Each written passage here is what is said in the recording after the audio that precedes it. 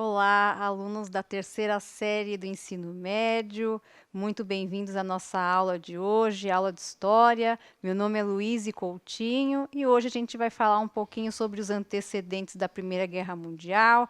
Já estou aqui com a minha mantinha para ver se minha voz fica comigo até o final dessa vez, né? E para a gente mediar aí as interações com o chat, junto com vocês, nós temos aqui a presença do professor Carlos Fernando Neri.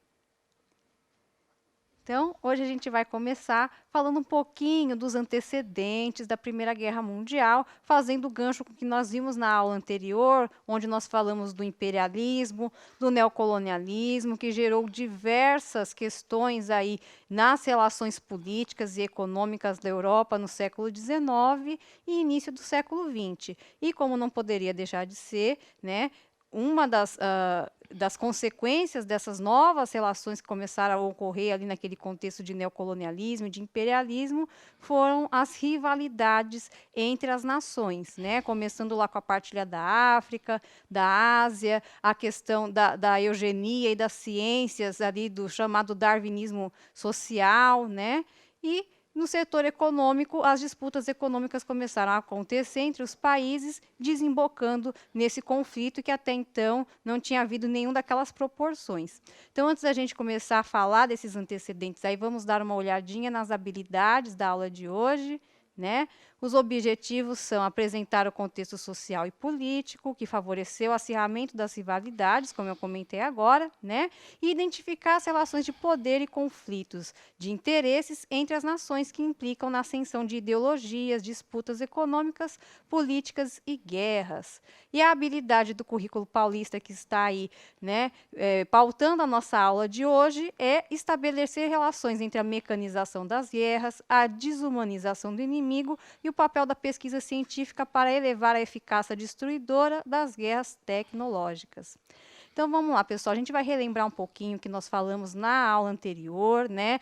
Vamos fazer esse breve histórico de todos os acontecimentos da transição do século XIX para o XX, para a gente entender como que tudo isso somado terminou ali no início da Primeira Guerra Mundial. Então, na tela para vocês, nós temos essa imagem.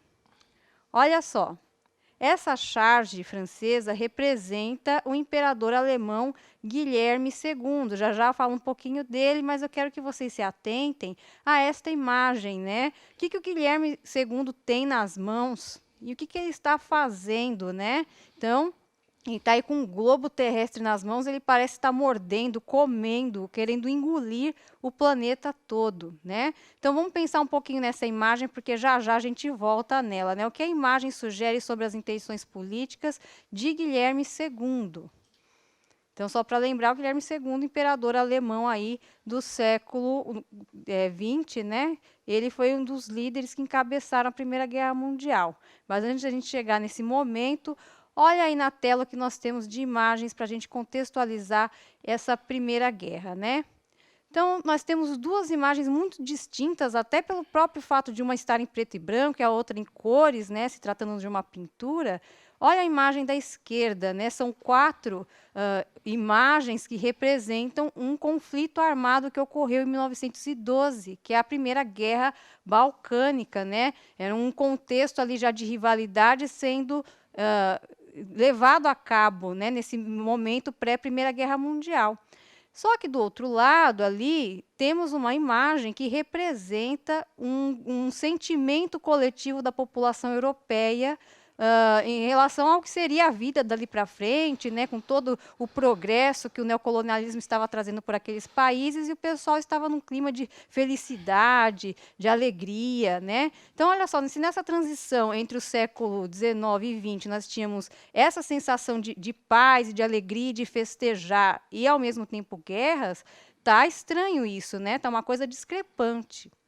Então, olha só, gente, o que nós tínhamos aí nesse momento.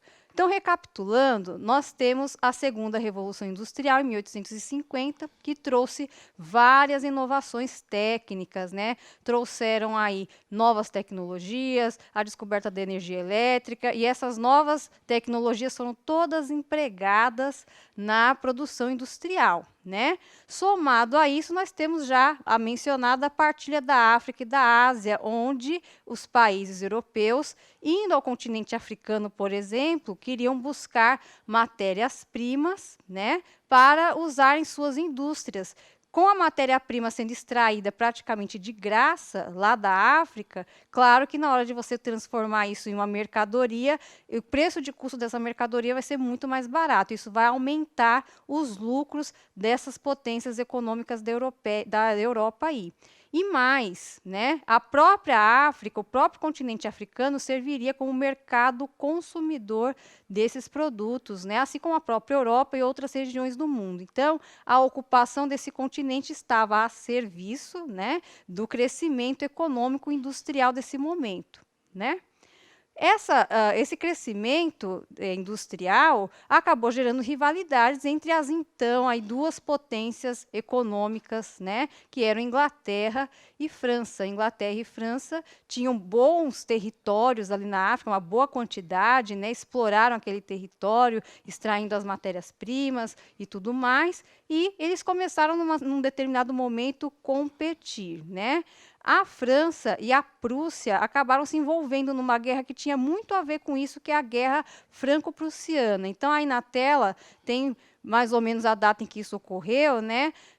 E a Guerra Franco-Prussiana acabou sendo vencida pelos alemães, né? Só para pontuar que a guerra que aconteceu entre 1870 e 1871 está inserida dentro do contexto de unificação da Itália e da Alemanha. Então, a Prússia acabou sendo incorporada à Alemanha, e essa região da Alsácia-Lorena, que está na fronteira entre França e Alemanha, acabou sendo incorporada pelos alemães. E não era uma fronteira qualquer, era uma região rica em minérios que poderiam ser utilizados aí como matéria-prima.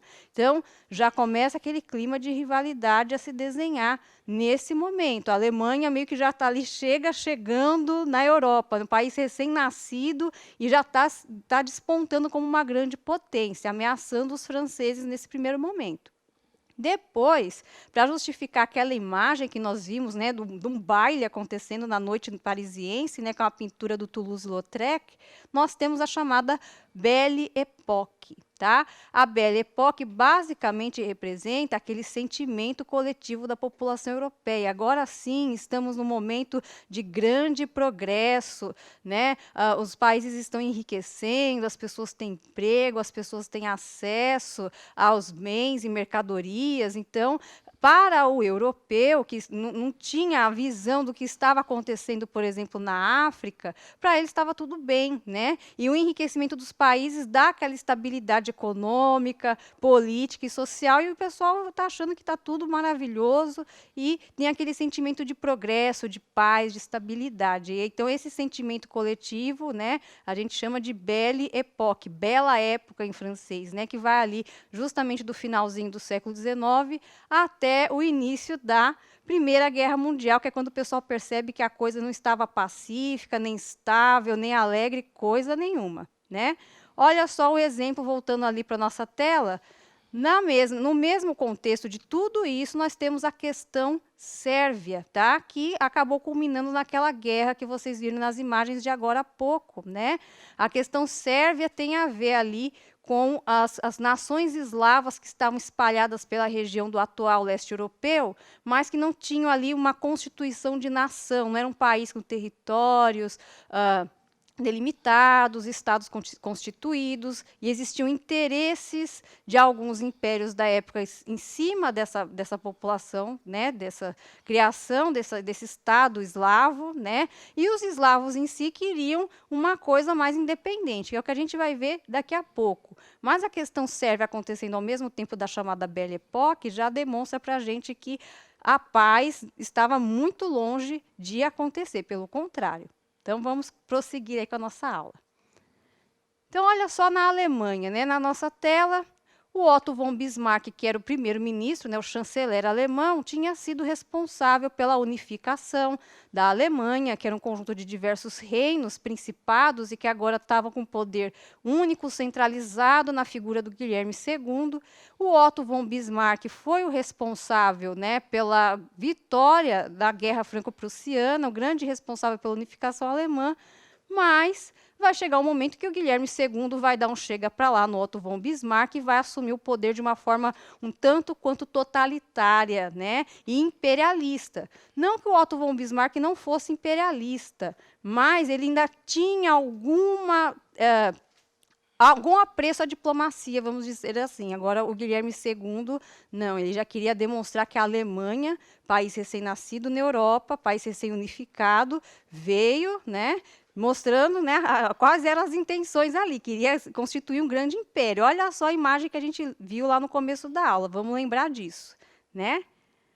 E, dentro desse contexto todo, nós temos a chamada paz armada, não só o Guilherme II na Alemanha, como os franceses, como os ingleses, né, embora não admitissem a possibilidade de guerra, estavam dentro dos seus países promovendo uma corrida armamentista e um alistamento militar em massa. Né? Então, quando a gente fala de corrida armamentista, o que isso significa?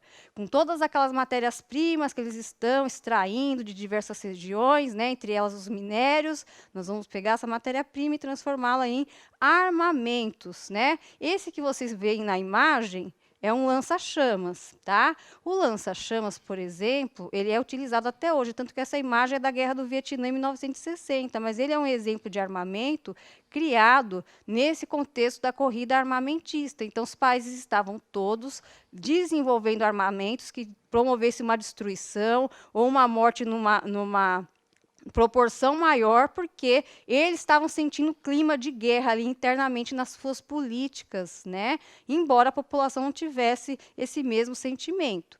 E, como eu coloquei também, né, eles estavam convocando em massa as populações, despertando um sentimento de nacionalismo, né, fazendo com que aquela disputa econômica passasse também por uma disputa política, uma disputa de nações, e a juventude, principalmente da época, começou a ser nutrida por meio dos meios de comunicação, de várias formas, desse sentimento de nacionalismo, tipo, se acontecer uma guerra, você vai defender o seu país. Então, se aproveitando desse clima de patriotismo e de nacionalismo, muitos jovens foram induzidos a se alistar, né, nos seus exércitos dos seus países. Então, de um jeito ou de outro, todos os países europeus estavam armando o palco ali para a Primeira Guerra Mundial acontecer.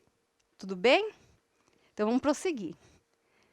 Olha lá a questão sérvia que eu falei agora há pouco para vocês. Então, nós temos a região dos Balcãs ali, que é a região do atual leste europeu, tem a região ali próxima da Grécia, da Turquia, e era o pessoal eslavo que morava ali, né? A nação eslava, mas como eu falei para vocês, era só um povo, não tinha território, não tinha estado constituído, e era um grupo ali de cerca de 3 milhões de pessoas. Então, o Império Russo, por exemplo, gostaria de se aproveitar desse movimento pan-eslavista e falar assim, olha, nós, Império Russo, promoveremos para vocês a unificação do seu povo, transformando em nação, né, desde que vocês se integrem ao Império Russo. Isso vai ser positivo para vocês, porque nós, né, a grande mãe Rússia, vai protegê-los, né, de guerras, de conflitos, proteger a economia de vocês, né? Do outro lado, nós tínhamos o Império Turco Otomano também, colocando na tela novamente, que tinha o interesse desses povos também em promover essa unificação para poder ter a dominação desses povos eslavos, formando a Grande Sérvia. Mas os sérvios mesmo não queriam nenhuma coisa nem outra, eles queriam um Estado sérvio independente. Tá? Para piorar, nesse contexto todo do pan-eslavismo, como Rússia e Império Turco-Otomano já estão demonstrando também rivalidades, nós temos a formação das alianças aí, né? De novo, alianças defensivas, ninguém está admitindo a possibilidade de guerra aqui. De qualquer forma, caso aconteça um conflito, nós já temos os nossos times formados aqui. Então, de um lado, nós temos a Tríplice Aliança, que são as potências centrais ali do meio da Europa, que formam ali a Alemanha, o Império Austro-Húngaro e a Itália. Esses países formaram a Tríplice Aliança. Do outro lado, o Tríplice Entente, que era Inglaterra, França e Rússia, né? Eles todos admitindo assim, olha, é uma aliança defensiva, ninguém vai atacar. Caso aconteça uma guerra, a gente já está minimamente preparado. Então, a gente está vendo que está um caldeirão, né, professor? Está um Verdade. fervilhar ali de disputas, né? Tendo um contexto de Belle Époque ali muito furado naquele momento, porque os bastidores do poder ali político e econômico estavam, né, faltando só uma gotinha d'água, um estopim para fazer o barril de pólvora explodir. Então, vamos prosseguir com a nossa aula aqui, olhando justamente que fagulha, que estopim foi esse que incendiou, explodiu de vez o barril de pólvora. Então, olha só, gente. Lembrando da questão sérvia, né? Tanto o Império Russo como o Turco Otomano estavam ali querendo promover a unificação em nome do povo eslavo. O povo eslavo estava querendo um Estado independente. E aí vem um terceiro elemento, que é o Império Austro-Húngaro, que também estava com interesse em fazer essa unificação para integrar a Sérvia, integrar os povos eslavos ao seu império. E, para isso, o arquiduque Francisco Ferdinando, que era herdeiro do trono austro-húngaro, foi desfilar em carro aberto nas ruas de Sarajevo, que é a capital da Bósnia, habitada ali boa parte dessa nação sérvia, né, meio que querendo mostrar, olha, gente, se vocês não quiserem nem Rússia, nem Império Turco-Otomano, olha o Império Austro-Húngaro aqui, né, também demonstrando aquele interesse.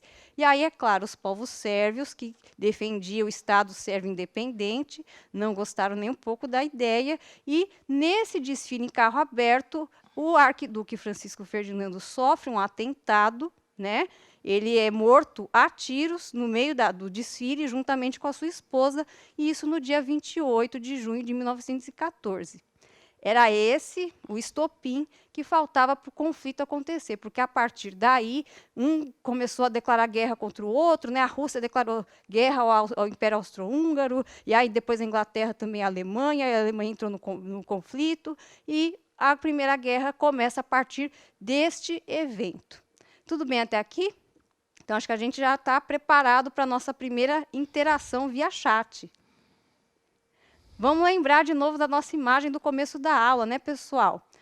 Agora que a gente já viu todo esse contexto pré-Primeira Guerra Mundial, vamos entender qual era a ideia do Guilherme II ao tentar engolir o mundo. O que ele está querendo? O que essa imagem quer dizer? O que significa o Guilherme II querer engolir o mundo?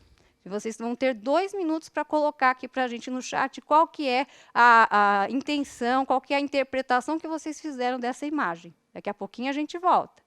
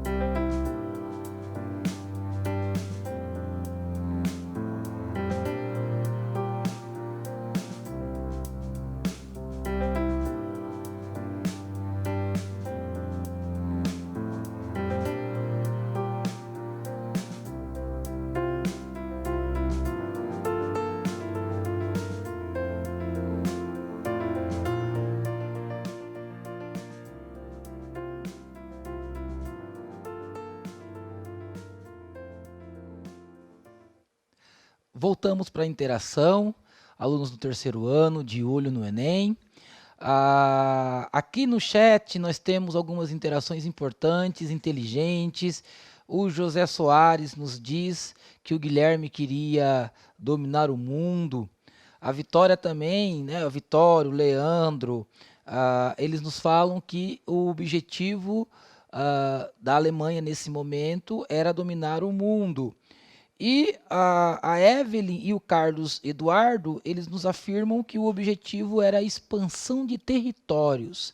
É isso, professora Luiz, e nós estamos dentro desse contexto histórico vivendo a expansão de territórios dos países europeus? Exatamente. Então vamos até a própria denominação dos territórios naquela época, Império Austro-Húngaro, Império Alemão, Império Turco-Otomano, Império Russo. Quando a gente fala de império, a gente está falando de uma anexação de territórios.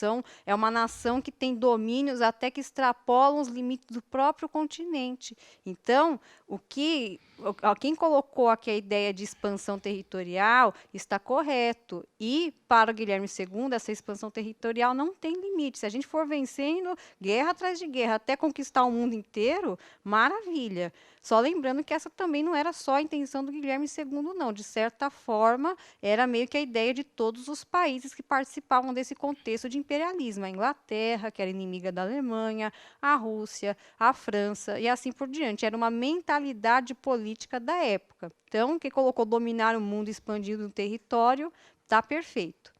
Antes da gente continuar, pessoal, eu vou querer dar um recadinho rapidamente a respeito do Enem 2020. Até corrigindo uma informação que foi passada em aulas anteriores, a isenção da inscrição do Enem ela é válida somente para os alunos da terceira série do ensino médio. Tá? Então, todos os alunos de escola pública, sendo da terceira série do ensino médio, têm o direito à isenção do valor da inscrição. Tudo bem? Para se inscrever no Enem 2020, você tem até o dia 22 de maio, ou seja, essa sexta-feira é o último dia para inscrição. E para se inscrever, basta acessar o site enem.inep.gov.br/participante e lá vocês vão ter todas as instruções de como efetuar a inscrição. Tudo bem? Então, olha só, para a gente continuar, eu espero que vocês tenham feito anotações, né, tirado print da tela de algumas características, alguns pontos que nós falamos aqui, porque eles serão necessários para as nossas interações. A gente vai ter uma sequência de interações onde vocês vão analisar imagens ligadas a esse contexto que antecedeu a Primeira Guerra Mundial. Então, vamos ver. Eu vou colocar aqui na tela para vocês a primeira imagem. Aí. Então, olha só. Imagem 1. A qual fato ou evento que antecedeu a Primeira Guerra Mundial essa imagem se refere? Então, dá uma olhadinha nos elementos, na figura, né? Quem tiver algum conhecimento de inglês aí pode usar para fazer a tradução do que está escrito nesse cartaz. E daqui 2 minutinhos a gente volta com as interações de vocês.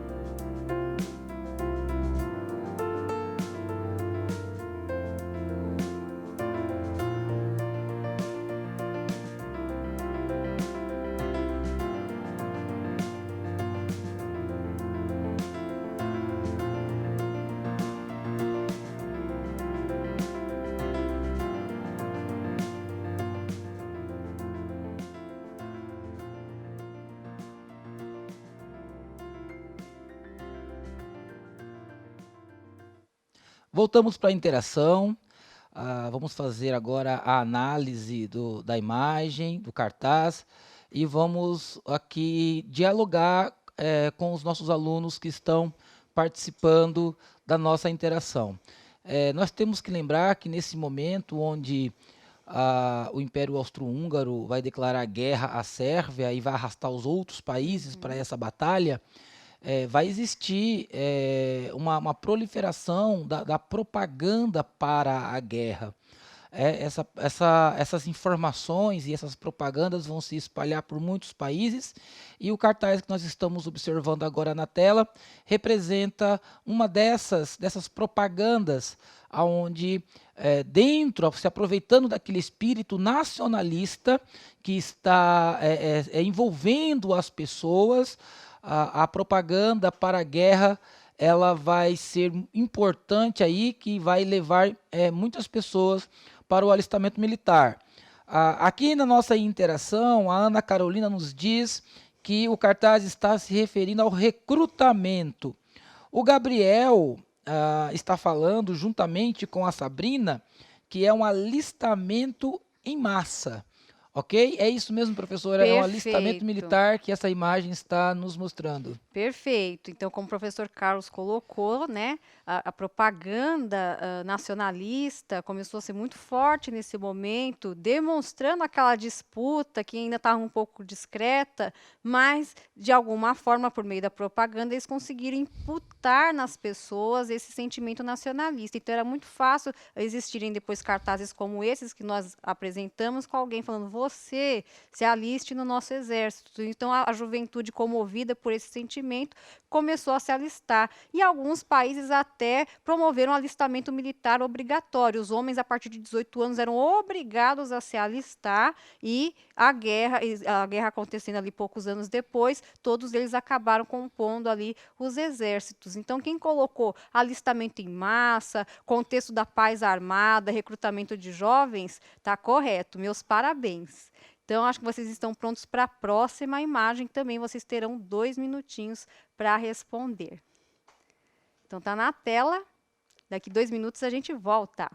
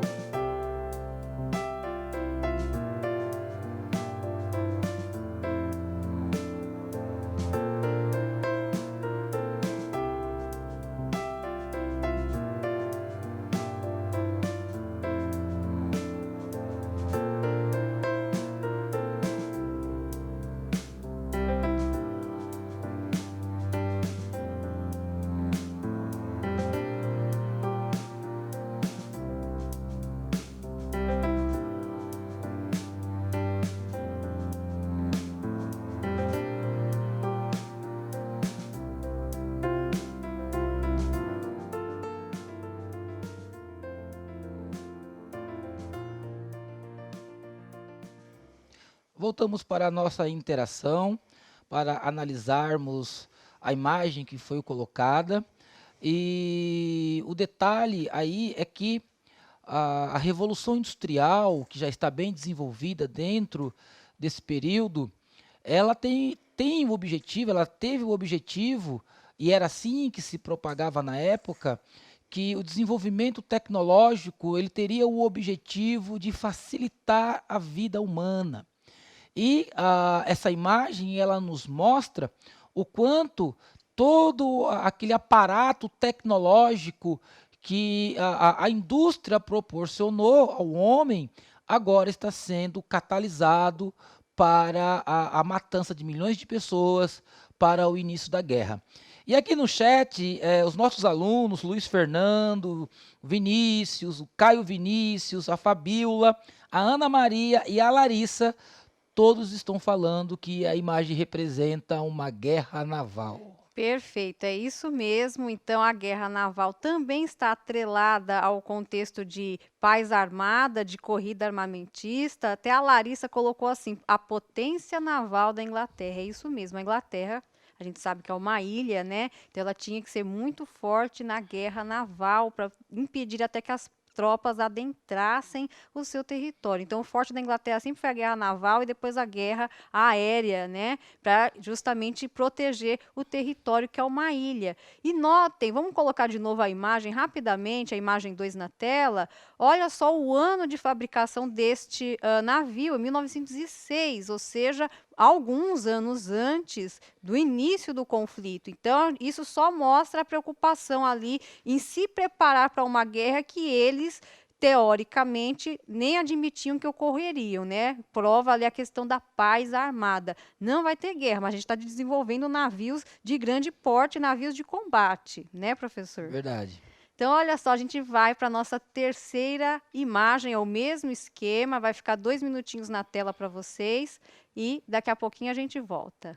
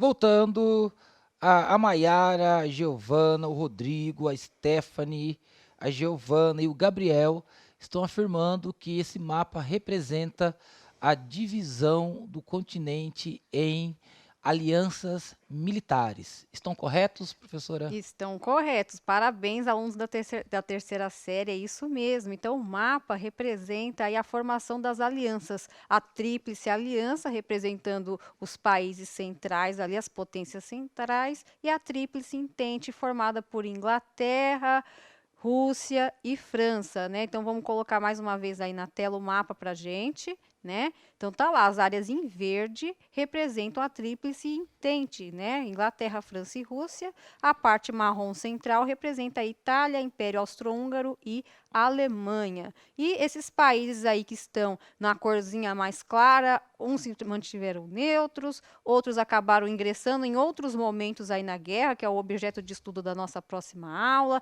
outros foram objeto de disputa territorial, e no final da Primeira Guerra Mundial a gente vai ver todas as mudanças que acabaram acontecendo geograficamente, porque aí são alianças políticas, né? E essas alianças políticas, no final de uma guerra, desembocam em alterações na própria geografia.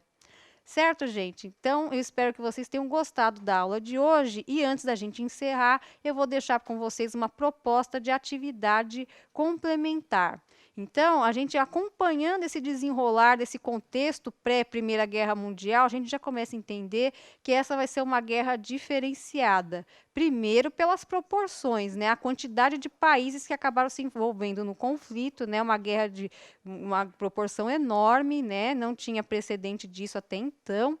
E na questão tecnológica, né? Como o professor Carlos pontuou aí na interação, a própria segunda fase da Revolução Industrial, que trouxe várias tecnologias, a própria a política do neocolonialismo, que estava buscando matérias-primas em outras regiões, fez com que tivéssemos aí um contexto ideal para a fabricação de novos armamentos de destruição muito potentes, né? E as próprias táticas de guerra também começaram a mudar. Então, sobre táticas de guerra, é o que a gente vai tratar aí no nosso exercício de atividade complementar. Lembrando que a atividade complementar sempre vocês vão fazer em casa, vocês vão fazer no caderno de vocês e compartilhar com os colegas de turma, com o seu professor de história lá da sua escola, tudo bem?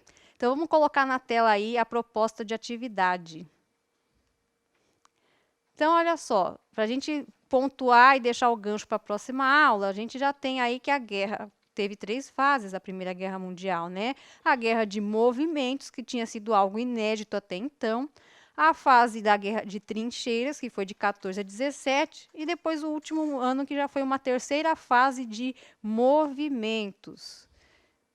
E aí, essas duas imagens se referem a uma tática de guerra que já existia, sim, mas ela foi largamente usada nesse conflito da Primeira Guerra Mundial, né? Então, vocês vão observar a imagem. Quem quiser tirar o print da tela, a hora é agora, tira o print da tela e vocês vão pesquisar o máximo de informações possíveis sobre as trincheiras, inclusive pegando esse termo trincheira, jogando num site de busca, você consegue obter até outras imagens que não essas duas que eu disponibilizei para vocês, mas elas já são o suficientes para introduzir em vocês a ideia das trincheiras e vocês vão pesquisar as características, né? Como que funcionava dentro da guerra, qual que é a utilidade de uma trincheira, como é que era a estrutura dela, né? Até uma das imagens ali, a imagem da esquerda, parece que é meio um esqueminha de construção, né? E aí vocês coloquem o máximo de informação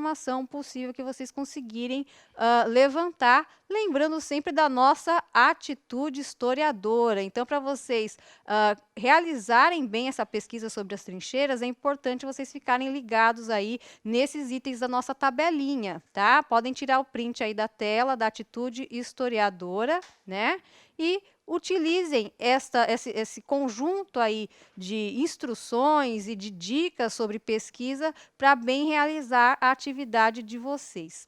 Tudo bem, pessoal? Então é isso. Eu espero que vocês tenham gostado da aula de hoje, que ela tenha sido proveitosa. Eu agradeço imensamente todas as contribuições que vocês fizeram pelo chat. Vocês foram brilhantes na aula de hoje. Eu fico contente que isso é sinal que vocês estão aprendendo. Muito obrigada. Até a semana que vem. Obrigada, professor Carlos. E é isso aí, gente. Até a próxima. Até.